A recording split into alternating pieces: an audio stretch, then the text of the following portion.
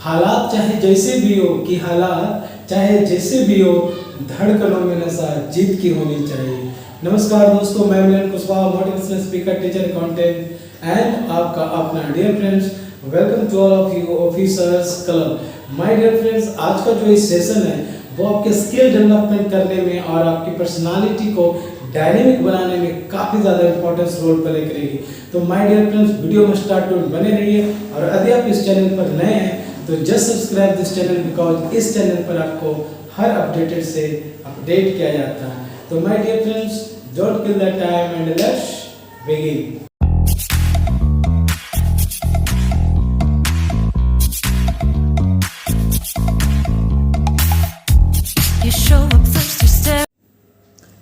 Some important facts, my dear friends, ये इतना important fact है कि जो मैंने अभी आपको जो शुरुआत में मैंने बोला कि यदि ये सब जो टर्म है, यदि ये सब आप जानते हैं तो रियली में आपकी जो पर्सनालिटी है वो आपकी पर्सनालिटी को डायनेमिक बनाएगा, आपके स्किल डेवलपमेंट को इम्प्रूव करेगा।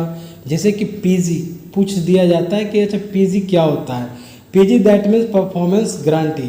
तो परफॉर्मेंस गारंटी बेसिकली क्या होता है कि ये performance guarantee is an enforceable commitment by a corporate entity to supply the necessary resource to a prospective contractor and to assume all contractual obligation of the prospective contractor। कहने का sense ये है कि पीजी क्या है, तो PG जो है वो एक इनफॉर्मेशनल कमिटमेंट है, यानी जिसको कि परिवर्तन नहीं किया जा सकता है, अपरिवर्तनीय कमिटमेंट है जो कि एक कारपोरेट ऑर्गेनाइजेशन के द्वारा किया जाता है to supply the necessary resources to a prospective contractor. Prospective contractor कहने का मतलब हुआ कि भावी जो ठेकेदार है, जो प्रत्याशित ठेकेदार है, उसको जो नेसेसरी रिसोर्सेज है उसको सप्लाई करने के संदर्भ में कारपोरेट ऑर्गेनाइजेशन के द्वारा जो इन्फॉर्मेशनल कमिटमेंट किया जाता है एंड एज्यूम, और ये मान लिया जाता है कि all contractual obligation of the prospective contractor, कि जितने भी प्रोस्पेक्टिव कॉन्ट्रैक्टर के जितने भी ऑब्लिगेशन है, दायित्व है, यानी अनुबंधनात्मक यानी कॉन्ट्रैक्चुअल जो ऑब्लिगेशन है उसको समय पर सप्लाई करने के लिए एक जो इनफॉर्मेशनल कमिटमेंट किया जाता है, that is called performance guarantee. आज के डेट में परफॉर्मेंस जो गारंटी है वो 3% है, यानी 3% पीजी लिया जाता है value of the contract. Okay, चलिए नेक्स्ट पॉइंट की ओर डिस्कस करते हैं। एंड जो नेक्स्ट पॉइंट है वो है आउट ऑफ टर्न वर्क्स।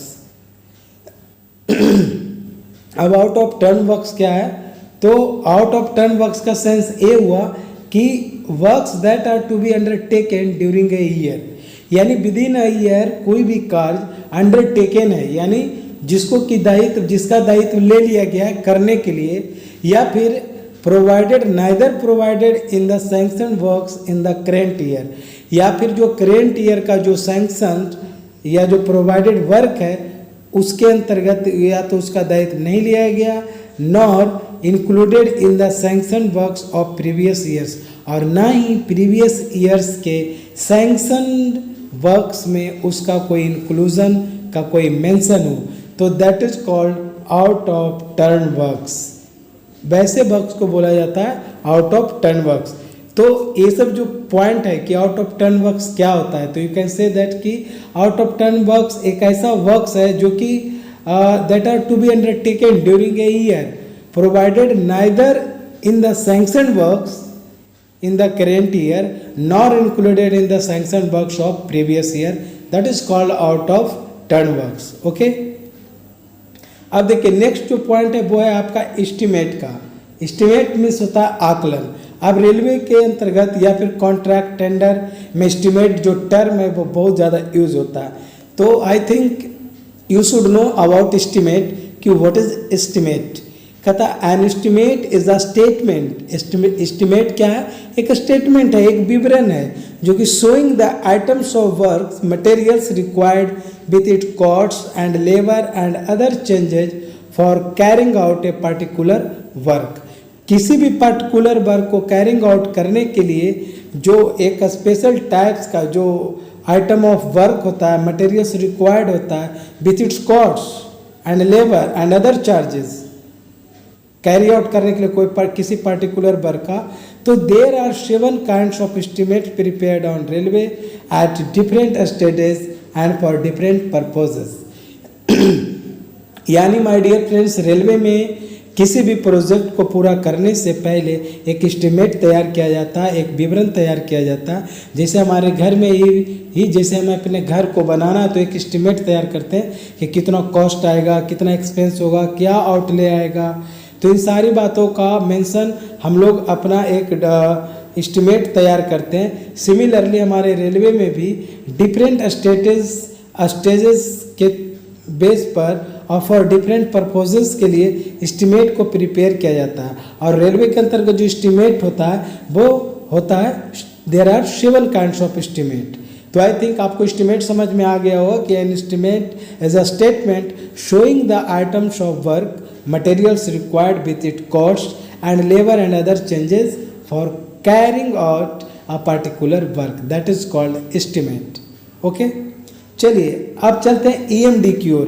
अब क्योंकि ये सब ऐसा टर्म है ना जो कि आपको अकाउंट्स डिपार्टमेंट में ऑलवेज आपके इर्द गिर्द घूमता रहेगा, आपको सुनाई देता रहेगा ये सब। और उस कंडीशन में यदि आपसे किसी ने पूछ लिया और नहीं जाने तो बोले क्या अकाउंट्स में जॉब करता है, accounts means smartness. My dear friends, I am damn sure कि यदि ये सब टर्म आपको बाय हार्ट हो जाता है, आपका माइंड में कॉन्सेप्ट क्लियर हो जाता है, तो आपके अंदर का जो बोल्डनेस है, जो स्मार्टनेस है ना, वो दिखेगा लोगों को। EMD, अब EMD क्या होता है? EMD stand for earnest money deposit. EMD क्या है? Earnest money deposit. कहता है it is taken by the organisation to ensure that only serious bidders participate in the tender. ये EMD का मतलब क्या होता है? EMD stand for earnest money deposit. यानी ये किसी ऑर्गेनाइजेशन के द्वारा तब लिया जाता है जब इस बात का इंश्योरिटी किया जाता है, इंश्योर किया जाता है कि only serious bidders participate in the tender. Bidders means जो बोली दाता है, बोली लगाता है टेंडर में, 1 करोड़ 2 करोड़ लाइक दिस। तो this is a refundable deposit which is sought in the form of fixed deposit, receipt और क्रॉस्ड बैंक ड्राफ्ट और irrevocable bank guarantee. Irrevocable bank guarantee का मतलब हुआ अपरिवर्तनीय बैंक गारंटी। तो आई थिंक EMD आपको clear हो गया होगा। बिल्कुल, इसका PDF का लिंक दिया गया है, आप PDF का लिंक डाउनलोड करके आप नोट्स तैयार कर या फिर आप स्क्रीनशॉट लेकर आप अपने अंदर की जो आपकी पर्सनालिटी है उसको आप डायनेमिक बना सकते हैं, आप अपने स्किल इम्प्रूव कर सकते हैं। नेक्स्ट है कॉन्ट्रैक्ट। ये सब टर्म आएगा। अभी जो भी फाइनेंस में जो है उनको contract, tender, EMD, PG, SD, LD सारे टर्म से उन लोगों को लेना देना हर रोज़ ही होता होगा। तो कॉन्ट्रैक्टर क्या है? तो कॉन्ट्रैक्ट्स क्या है? एक्चुअली में कॉन्ट्रैक्ट का जो हिंदी मीनिंग है वो है ठेका। कहता है कि when 2 or more persons have a common intention communicated to each other to create some obligation between them, there is said to be an agreement। वो क्या कहा जाता है? यानी जब 2 या 2 से अधिक व्यक्तियों के बीच में जिनका की ऐसा इंटेंशन हो कि communicate to each other to create some obligation between them, कि उन दोनों के बीच में कुछ दायित्वों को क्रिएट करना, बनाना, जो कि इस तरह से होता है तो उसे एक एग्रीमेंट कहते हैं। और एग्रीमेंट क्या है? तो an agreement which is enforceable by law, जो कि लॉ के द्वारा इनफोर्सिएबल होता है, अपरिवर्तनीय होता है, इज अ कॉन्ट्रैक्ट। तो कॉन्ट्रैक्ट क्या है? तो contract is an agreement which is enforceable by law. Okay, आप कह सकते हैं कि according to section 10 of the Indian contract act 1972, यानी इंडियन कॉन्ट्रैक्ट एक्ट 1972 के सेक्शन 10 के अनुसार only those agreements are enforceable by law which are made by the free consent of the parties। यानी उसी को enforceable by law कॉन्ट्रैक्ट माना जाएगा जो कि free consent of the parties के द्वारा बनाया गया हो, यानी कोई भी कंडीशन अप्लाई ना हो, competent to contract for a lawful consideration and with a lawful object and are not expressly declared to be void। और ऐसा भी नहीं कि कॉन्ट्रैक्ट यदि आपका एग्रीमेंट एक बार हो जाता है तो स्पष्ट रूप से इसे आप डिक्लेयर टू बी void नहीं कर सकते, इसे शून्य नहीं किया जा सकता है। The contract should be in writing and attested bye witness. Contract जो डील होना चाहिए वो कैसे होना चाहिए, तो वो रिटन फॉर्म में होना चाहिए एंड अटेस्टेड बाय विटनेस, और विटनेस के द्वारा उसे पर अटेस्टेड होना चाहिए, यानी प्रमाणित होना चाहिए। तो ये है कॉन्ट्रैक्ट। यदि आपको सिंपल वर्ड में यदि कॉन्ट्रैक्ट का डेफिनेशन पूछा जाए या मीनिंग पूछा जाए कि okay tell me what do you mean by contract, तो in short you can say that कि contract is an agreement which is enforceable by law. Okay, I think आपको समझ में आ गया होगा। चलिए, यदि फिर भी समझ में नहीं आता तो कमेंट बॉक्स में आप कमेंट कीजिए कि सर मुझे ये प्रॉब्लम है, इसका मीनिंग क्या है। चलिए आगे बढ़ते हैं। टेंडर। अब कॉन्ट्रैक्ट, अब टेंडर की बात करते हैं कि टेंडर क्या है। टेंडर का एक्चुअली में हिंदी मीनिंग होता है निविदा। क्या होता है? निविदा। कहता है the term tender refers to an invitation to bid for a project, यानी किसी भी प्रोजेक्ट के लिए जो इन्विटेशन किया जाता है एक बिड के लिए, यानी बोली लगाने के लिए, दैट इज कॉल्ड टेंडर।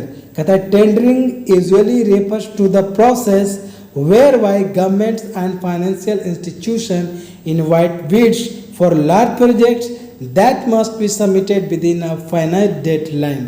यानी टेंडर्स जो है कि टेंडर्स किसी भी प्रोजेक्ट के लिए बिड के लिए इन्विटेशन है जो कि जिसके तहत government and financial institution invite किया जाता है फॉर ए लार्ज प्रोजेक्ट कि आप बिड अपना लगाइए, यानी अपना बोली लगाइए।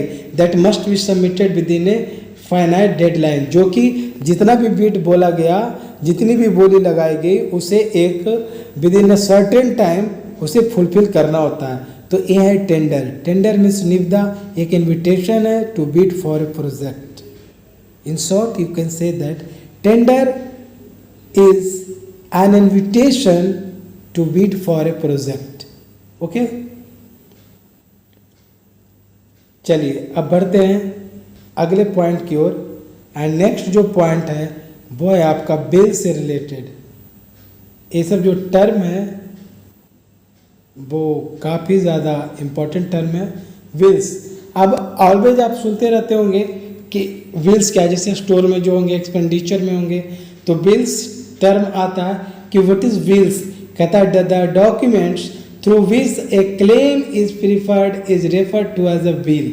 विल क्या है? तो एक डॉक्यूमेंट है जिसके माध्यम से कोई भी क्लेम को प्रीफर किया जाता है।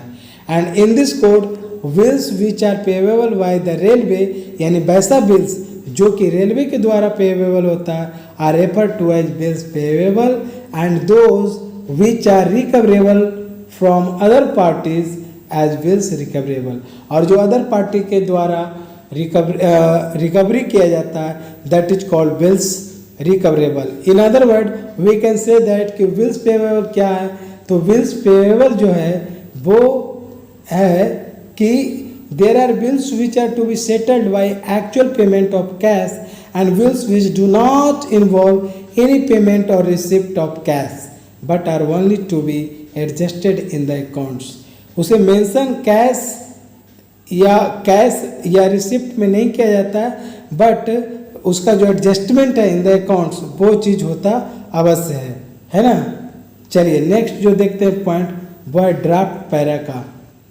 अभी आप लोग जब अपेंडिक्स 2A का एग्ज़ाम से पहले ट्रेनिंग में जाइएगा तो और अभी से आपको इस सारी बात, बिल्स रिकवरेबल क्या होता है, बिल्स पेएबल क्या होता है, how many types of accounts, lump sum works, umbrella work, draft para, audit para, DO letter, measurement book, reconciliation, bank depreciation, इस सब ऐसा टर्म है। यदि आपके पास इसका आंसर होगा, आपके पास इसका कॉन्सेप्ट क्लियर होगा, तो आपके अंदर का जो बोल्डनेस और स्मार्टनेस है ना वो नेक्स्ट पर्सन को खुद ब खुद दिखेगा और इस प्रकार से आपका जो पर्सनालिटी है वो एक डायनेमिक पर्सनालिटी में ट्रांसफॉर्म हो जाएगा।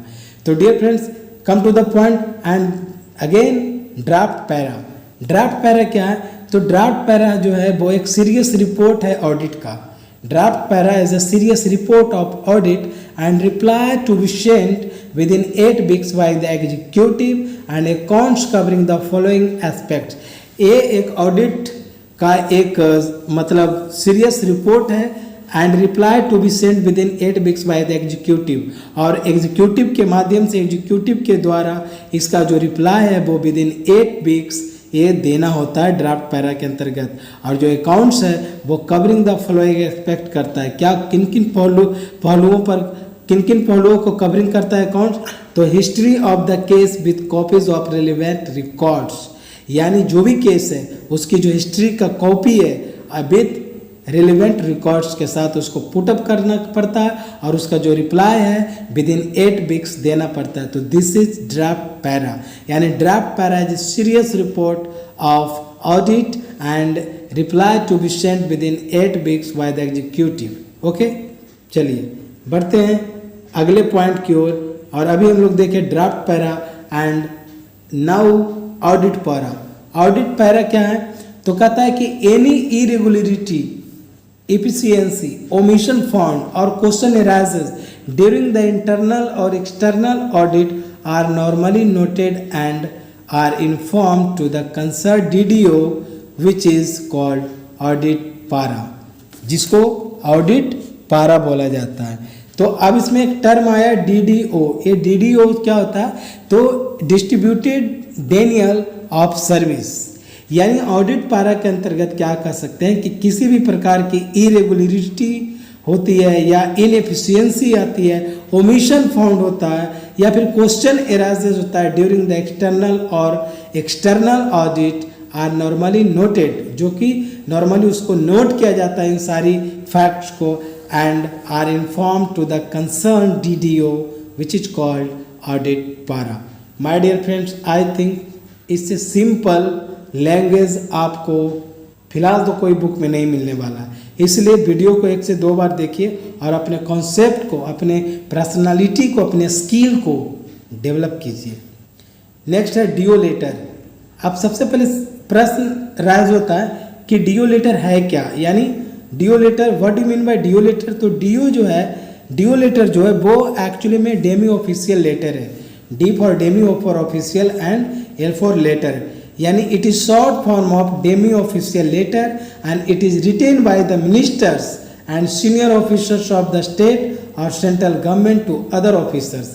यानी DO लेटर जो है वो बेसिकली डेमी ऑफिशियल लेटर है जो कि किसी मिनिस्टर के द्वारा या फिर स्टेट और सेंट्रल गवर्नमेंट के जो ऑफिसर है वो एक दूसरे ऑफिसर को इसको रिटर्न करते हैं, who are either 1 rank below or above them. और वो जिस ऑफिसर को लिखेंगे वो तो या 1 रैंक बिलो होंगे या फिर एवब होंगे, उन्हें हम DO लेटर ऑफिसर के द्वारा लिखा जाता है। अब देखिए नेक्स्ट है आपका जो पॉइंट है वो है डिप्रिसिएशन। अब डिप्रिसिएशन मीन्स क्या होता है? मूल्य ह्रास। मूल्य ह्रास का मतलब क्या हुआ? मूल्य में कमी हो जाना, यानी the monetary value of an asset decreases over time due to use wear and tear or obsolescence. यानी कहता है किसी भी कोई भी एसेट है उसका दिन प्रतिदिन उसका जो मॉनेटरी वैल्यू है वो कमते जाता है। क्यों? तो ड्यू टू यूज के कारण, वियर एंड टीयर, कट फट छट जाता है। जैसे हम कोई गाड़ी लिए तो उसको यूज़ करेंगे तो उसके वजह से उसमें जो वियर एंड टीयर होगा उसका व्हील घिसेगा, या फिर यू कैन से ऑब्सोलेंस, यानी वो प्रचलन के जब कोई बाहर हो जाता है एसेट्स तो फिर उसका जो एसेट का जो वैल्यू है वो डिक्रीज होता है। तो डिप्रिसिएशन क्या कह सकते हैं कि the monetary value of an assets decreases over time, जैसे जैसे समय बीतता है किसी भी एसेट का जो मॉनेटरी वैल्यू है वो डिक्रीज होते जाता है। और ये डिक्रीजेज कैसे होता है, किस प्रकार से होता है?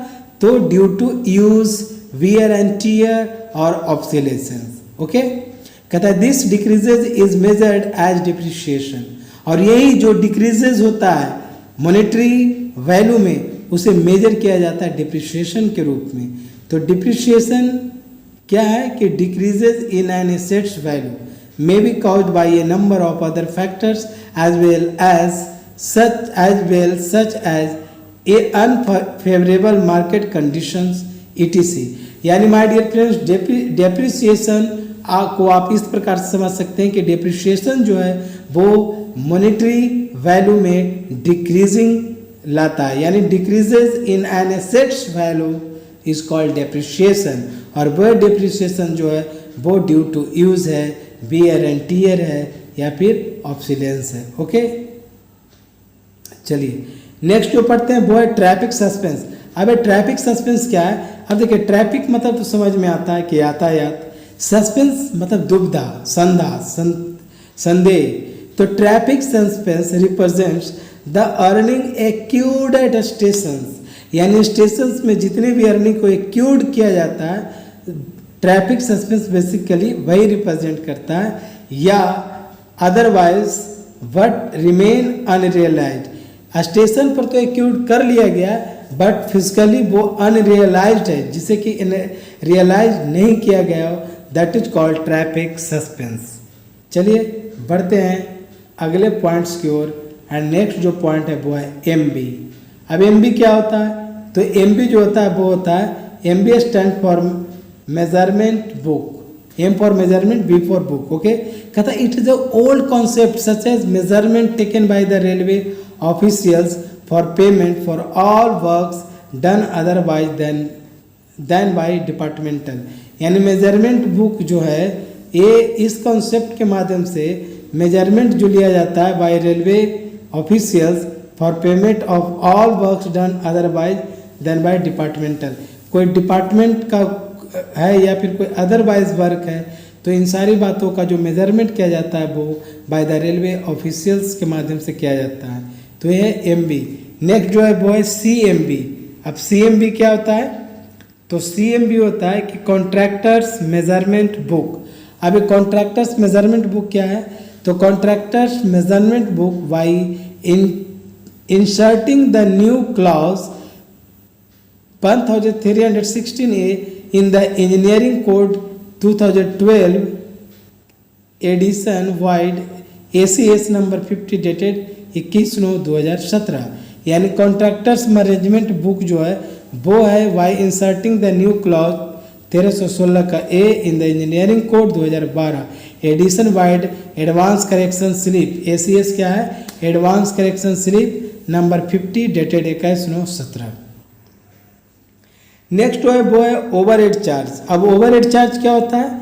अभी कोई जाइएगा और कोई आपके जो आपके सीनियर है वो यदि आपसे क्वेश्चन कर देते हैं, okay mister tell me about something about overhead charge, तो कहता ओवरहेड चार्जेज जो है such a development charge, busy season surcharge, terminal charge and goods and services tax are also applicable above the base freight rate of the railways. तो ये आपका overhead charge है।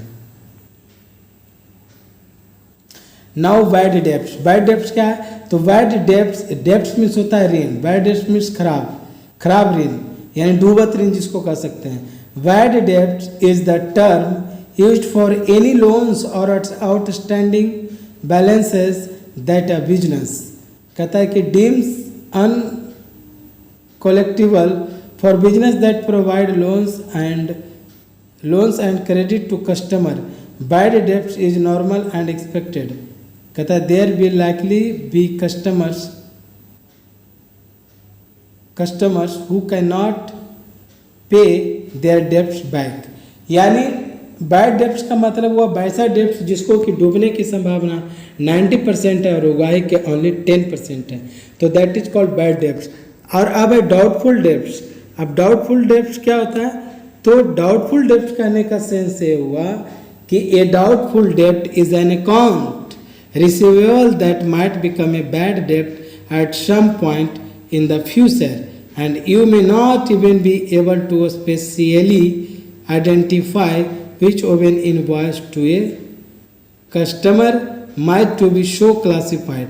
यानी doubtful debts क्या है? तो डाउटफुल डेब्ट्स एक account है जो कि receivable that might become a bad debts at some point in the future. किसी भी भविष्य में किसी भी समय जब बैड डेब्ट्स नहीं हो, यानी डूबत ऋण किसी वजह से उसको इन्वाइट नहीं किया गया, और डाउटफुल डेब्ट्स क्या होता है कि वैसे कंडीशन में ये जो बैड डेब्ट्स है उसका किनारा बना लेता है, डाउटफुल डेब्ट्स। अब है कैपिटल एक्सपेंडिचर। कैपिटल एक्सपेंडिचर क्या है? तो capital expenditure or long term investment क्या है? कैपिटल एक्सपेंडिचर जो है, capital expenditure are long term investment meaning the assets purchased have a useful life of 1 year or more. कहता है types of capital expenditure can included purchase of property, equipment, land, computers, furniture and software. ये सब क्या है? Capital expenditure है। While revenue expenditure क्या है? तो revenue expenditure are short term expenses used in the current period और typically within 1 year. Revenue expenditures include the expenses required to meet the ongoing or operational costs of running a business and thus are essentially the same as operating expenses. For example, rent expenses, utility expenses, salary expenses, insurance expenses, commission expenses, manufacturing expenses, इन सारी बातों का mention revenue expenditure के अंतर्गत किया जाता है। Next जो पॉइंट है वो है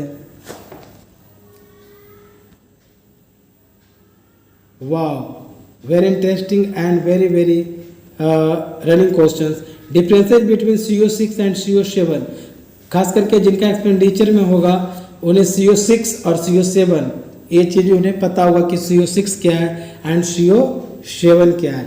look my friends, CO6 means continuity, C for continuity, O for order and register 6, यानी continuity order register 6 and continuity order register 7।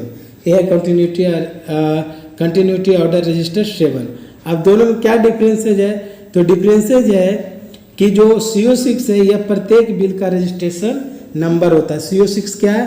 तो CO6 is the registration of any bill या एवरी बिल, प्रत्येक bill का registration number होता है CO6। और CO7 जो होता है यह सभी बिलों का सार होता है, यानी प्रत्येक बिल का रजिस्ट्रेशन नंबर होता है CO6, और ये सभी बिलों का सार होता है। CO7 ने CO6 के बाद जनरेट होता है, यानी CO6 पहले जनरेट होता है because it's a registration number, then आपको CO7 तैयार किया जाता है। CO6 के आधार पर बैंक जारी नहीं किया जा सकता है, जबकि CO7 के आधार पर बैंक जारी किया जाता है। कहता है एक CO6 के अंतर्गत केवल एक ही बिल का रजिस्ट्रेशन किया जाता है। एक CO7 के अंतर्गत एक से अधिक बिल या CO6 को शामिल किया जाता है। नेक्स्ट आपका है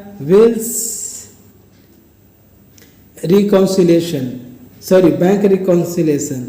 बैंक रिकॉन्सिलेशन क्या है? तो bank reconciliation is the process of matching entries such as customer payments, bank refers, bank statement. A lot of time and resources go into accounts information which is a कह सकते हैं कि bank reconciliation क्या है? तो bank reconciliation is the process of matching entries. Simply आपको यही बोलना है कि बैंक रिकॉन्सिलेशन जो है is the process of matching entries such as customer payment, bank fees etc on the complete cash book with the corresponding data on its bank statement. A lot of time and resources go into account reconciliation, making it an executive and error prone process.